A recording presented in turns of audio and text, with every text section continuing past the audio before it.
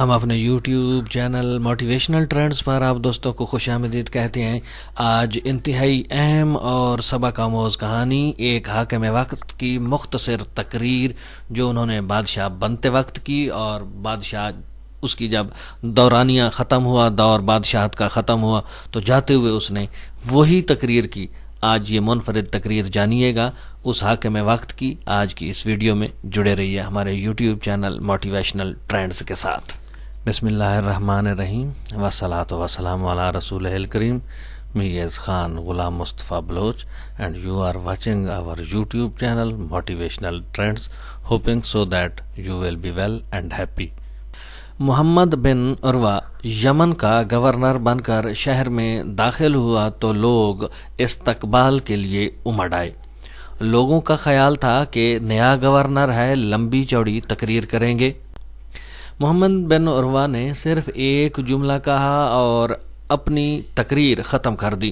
وہ تاریخی جملہ تھا، لوگو یہ میری سواری میری ملکیت ہے، اس سے زیادہ لے کر میں واپس پلٹا تو مجھے چور سمجھا جائے۔ یہ عمر بن عبدالعزیز رحمۃ اللہ علیہ کا سنہرا دور تھا۔ محمد بن عروہ نے یمن کو خوشحالی کا مرکز بنایا۔ جس دن وہ اپنی گورنری کے ماہ سال پورا کر کے واپس پلٹ رہا تھا تو لوگ ان کے فراق پر آنسو بہا رہے تھے۔ لوگوں کا ہجوم تھا، لوگوں کا جمع غفیر تھا، لوگ اکٹھے تھے ان کو الوداع کرنے کے لیے اور رو رہے تھے، آنسو بہا رہے تھے۔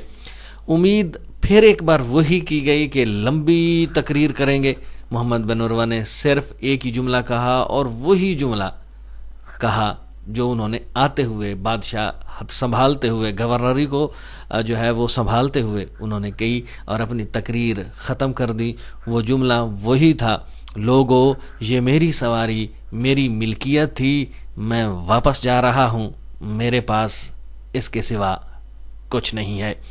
آج کی اس کہانی میں سمجھنے والوں کے لیے بہت کچھ ہے۔